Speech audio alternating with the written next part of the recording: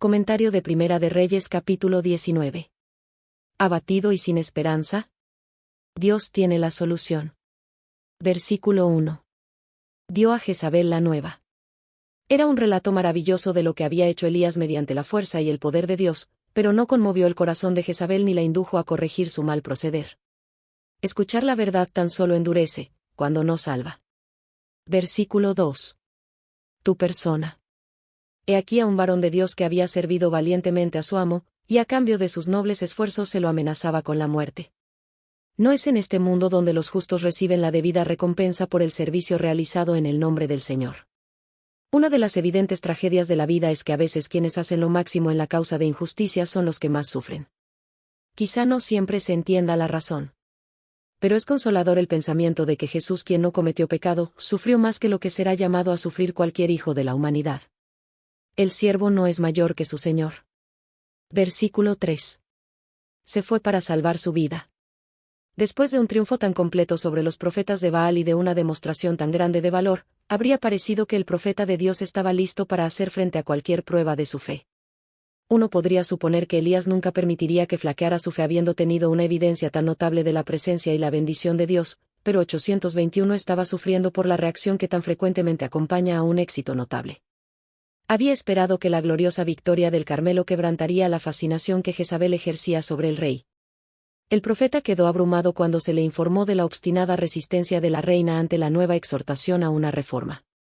No estaba preparado para el odio frío, calculado y pertinaz de esta impía reina.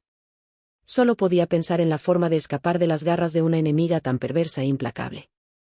Sin pensar en las consecuencias de su conducta, huyó para salvar la vida. Elías no hizo bien al abandonar su puesto del deber. Aún no había terminado su obra. Solo había comenzado la batalla. Si hubiese resistido valientemente y respondido con un mensaje para la reina a fin de que recordara que el Dios que le había dado la victoria sobre los profetas de Baal no lo abandonaría ahora, habría contado con ángeles listos para protegerlo. Manifiestamente los castigos de Dios habrían caído sobre Jezabel, se habría producido una tremenda impresión y por todo el país se habría difundido una gran reforma, ver PR 118. Al huir para salvar su vida, Elías ayudó al enemigo. La fuga a Berseba tuvo mucha influencia para anular la victoria del Carmelo. Berseba. La ciudad estaba en la frontera meridional de Judá, a 152 kilómetros de Jezreel. Pertenecía al reino del sur Judá, que en ese tiempo estaba tan íntimamente unido con Israel que Elías no hubiera estado a salvo allí. Versículo 4. Un día de camino. Elías no se detuvo en Judá. Su temor lo impulsó a proseguir. Tan solo se detuvo para descansar cuando hubo recorrido un día de camino por la desolada zona del sur. Parece que hasta ese punto Elías prosiguió noche y día sacando fuerzas del temor que tanto lo había abrumado. Cuando se sentó debajo de un enebro, estaba completamente extenuado. Deseando morirse. La depresión del profeta había alcanzado su grado máximo. En la hora de victoria en el Monte Carmelo, se había exaltado hasta los cielos. Ahora, al recordar lo que le había sucedido solo unos pocos días antes, su ánimo llegó a la más profunda depresión. Deseó morir. Su sufrimiento fue una reacción ocasionada por una gran tensión. Es lo que se experimenta a veces después de que el alma es exaltada hasta las alturas de la gloria y de la victoria, lo que suele venir después de un gran reavivamiento religioso, cuando el alma cede ante el desánimo y la depresión que provocan las pruebas de la vida diaria. Es bueno recordar que nadie en este mundo puede morar para siempre en la cima de la montaña. La senda de la vida a veces desciende por el valle, donde las penalidades y los desengaños son los factores inevitables de la existencia.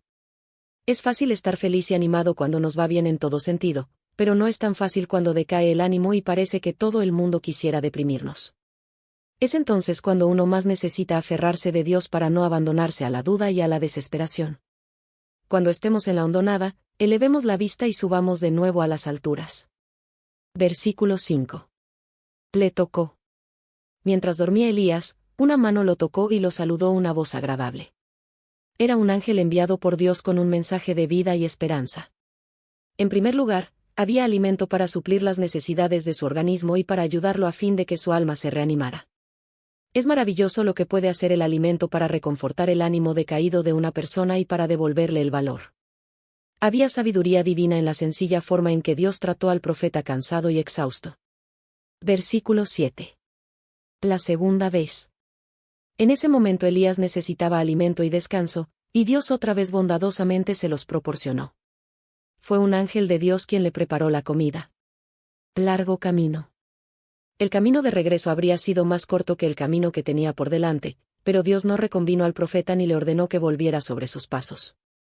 Este viaje no había sido ordenado por el Señor sino por Elías. Sin embargo, los ángeles de Dios no abandonaron al profeta y, por el contrario, lo ayudaron en su camino. La provisión de alimento sirvió para reanimarlo y le dio fuerza para los difíciles días que tenía por delante.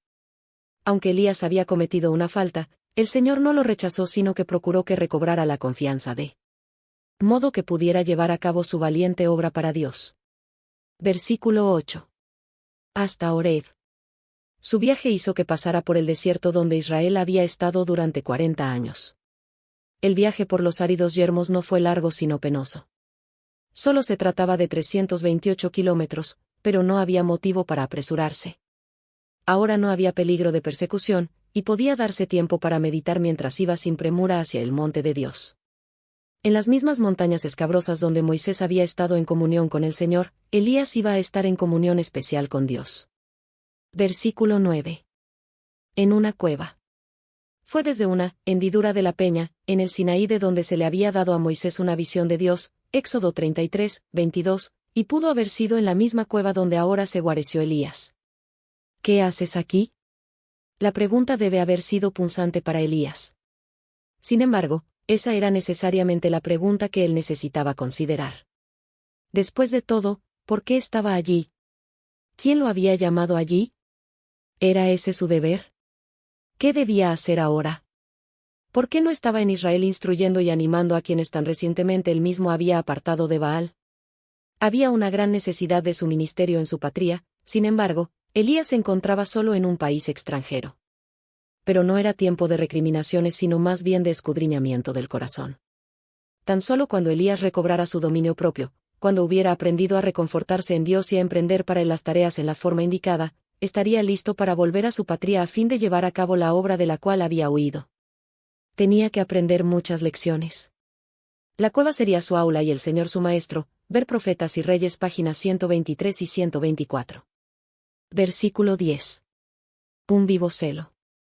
Elías no podía olvidarse de que había sido muy ferviente en su obra para el Señor. Sin embargo, el pueblo lo buscaba para matarlo. Este mundo es la tierra del enemigo, en cuyo servicio hay muchos hombres y mujeres. Los hijos de Dios deben comprender que en el gran conflicto no debe trabarse del todo la acción de Satanás, para que la contienda sea reñida en forma imparcial y Satanás no pueda decir que no se le ha dado una oportunidad de obtener la victoria. Irritarse y sentirse intranquilo porque las cosas no salen de acuerdo con sus deseos, difícilmente es un proceder sensato para un santo o la conducta correcta de un profeta. Versículo 11. Jehová que pasaba. Lo que más necesitaba Elías era una nueva visión del poder de Dios y de su propia debilidad. Fue en el Sinaí donde el Señor pasó delante de Moisés y se reveló como Jehová, fuerte, misericordioso y piadoso, tardo para la ira, y grande en misericordia y verdad. Éxodo 34, 6. Aquí también Elías debía recibir un nuevo concepto de Dios. Poderoso viento. Cuando Elías salió de la cueva, una tormenta barrió la montaña y un terremoto sacudió la tierra. Todo parecía agitarse, los cielos parecían arder y la tierra estar conmovida por fuerzas que estuvieran prontas para destruirla. Todo esto concordaba con la agitación del espíritu del profeta. Lo que necesitaba aprender era que, aunque esas fuerzas fueran poderosas e imponentes, por sí mismas no corresponden con un cuadro fiel del Espíritu de Dios. El que crea las grandes conmociones no es siempre quien realiza lo máximo para Dios. Versículo 12. Silbo apacible y delicado. Después del viento, del terremoto y del fuego, vino un silencio y la apacible y delicada voz de Dios. Por fin allí estaba el Señor en la forma que eligió para revelarse a su siervo. Versículo 13. Cubrió su rostro. Instintivamente Elías cubrió su rostro delante de la presencia de Dios. Se calmó su irritado espíritu, se doblegó su impaciencia. El agresivo e impetuoso profeta se había vuelto manso y sumiso, listo para escuchar la voz del Señor. En descanso y en reposo seréis salvos, en quietud y en confianza será vuestra fortaleza. Isaías 30, 15. No por hacer descender fuego del cielo, no por matar a los profetas de Baal, sino mediante una obra tranquila en la cual el Espíritu de Dios suavizaría y subyugaría los endurecidos corazones de los pecadores, Elías vería los mayores resultados de su servicio para Dios. No siempre mediante elocuencia, lógica o sabiduría se logran los mayores resultados en el servicio para Dios, sino mediante la obra que da del Espíritu Santo. Versículo 14. Vivo celo. El profeta responde con las mismas palabras de antes, pero con un espíritu diferente. Ahora, tranquilo y sumiso, presenta los hechos, pero no los enfoca de la misma manera. Sus prójimos pueden pretender quitarle la vida, pero ahora está dispuesto a proseguir su obra para Dios. Fue un nuevo Elías el que salió, no como un fuego o una tormenta para producir grandes convulsiones que fueran contempladas por multitudes humanas, sino en una forma más tranquila, hablando a individuos por doquiera para producir resultados perdurables en el corazón y en la vida de los hombres. Versículo 15. Vuélvete. Esta palabra enseña que Elías se equivocó cuando se retiró de su obra, que su misión aún no había terminado y que Dios todavía tenía una obra para que él hiciera. Ungirás.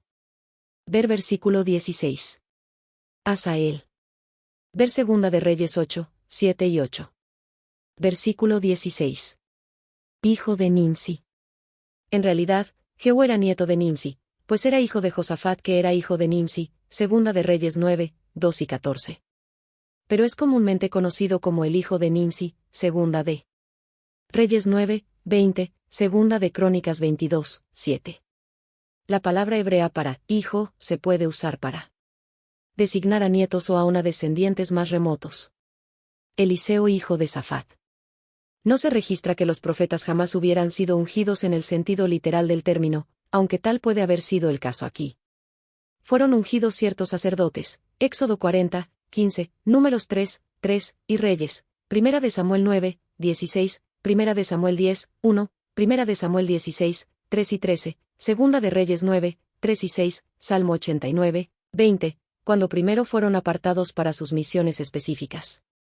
A veces también eran ungidos los objetos inanimados, tales como los objetos del santuario, Éxodo 29, 36, Éxodo 30, 26, Salmo 40, 9, Levítico 8, 10 y 11, Número 7, 1, y aun piedras, Génesis 28, 18.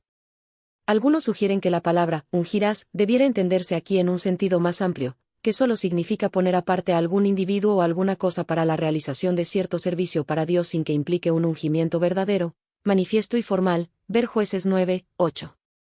Los tres Asael, Jehú y Eliseo debían servir para el cumplimiento de la voluntad y del propósito de Dios. Sin embargo, cada uno en una forma diferente.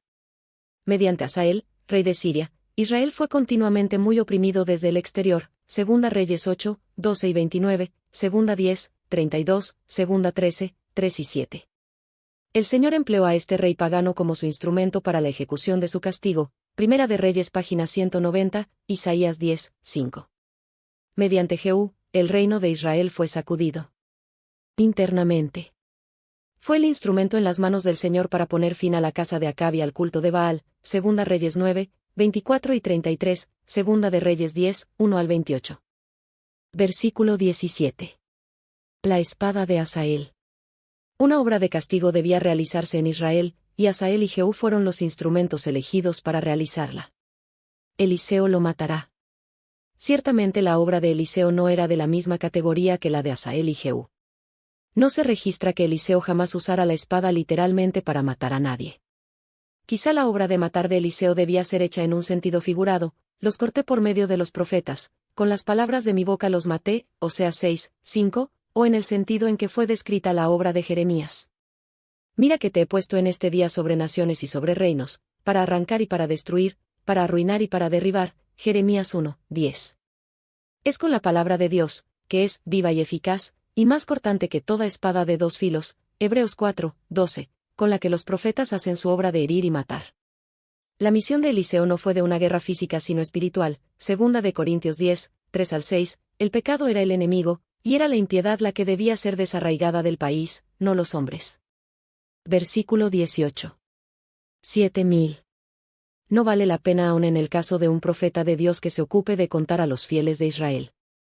2 veces había dicho Elías que él era el único fiel que quedaba en Israel, versículo 10 y 14. Lo besaron. Con frecuencia los idólatras besaban la mano como una parte de su culto, Job 31, 26 y 27, o besaban el objeto mismo, Oseas 13, 2.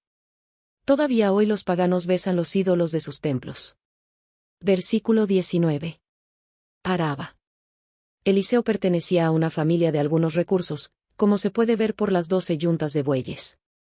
No debemos suponer que las 12 yuntas de bueyes estaban uncidas a un arado. Eliseo tenía siervos que trabajaban con él en el campo, cada uno con su arado, y quizá los bueyes estaban distribuidos para que hubiera un par para cada arado, ver Profetas y Reyes página 162. Eliseo fue llamado directamente del arado al ministerio profético para Dios. Manto. El manto, hecho de pelo de camello, era el manto característico de los profetas, ver Marcos 1, 6. Al echar Elías su manto sobre Eliseo, lo llamaba al ministerio. Versículo 20. Dejando en los bueyes. La respuesta de Eliseo fue inmediata. Aunque había estado tras los bueyes labrando la tierra, Dios vio en él cualidades que lo convertirían en un predicador poderoso para la causa de la justicia. Besar a mi padre. Eliseo, reconociendo el significado de su llamamiento, solo pidió que antes de partir se le permitiera dar un beso de despedida a sus amados. Ve, vuelve. Eliseo estaba siendo puesto a prueba, no era rechazado. ¿Iría con Elías o elegiría permanecer en casa?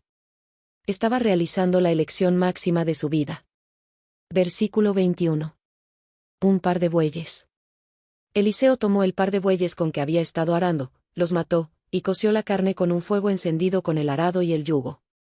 De esa manera demostró que nunca más los necesitaría. Daba la espalda al pasado y entraba en el servicio de Dios. Le servía. El profeta de más edad necesitaba un compañero y ayudante más joven. De allí en adelante los dos fueron como uno en el trabajo para el Señor. Esta relación nos hace recordar a la de Moisés y Josué y a la de Pablo y Silas. Los dos hombres tenían personalidades diferentes, y el más joven y más sereno sería de gran ayuda para su compañero mayor y más impetuoso. Comentario bíblico adventista del libro Primera de Reyes capítulo 19.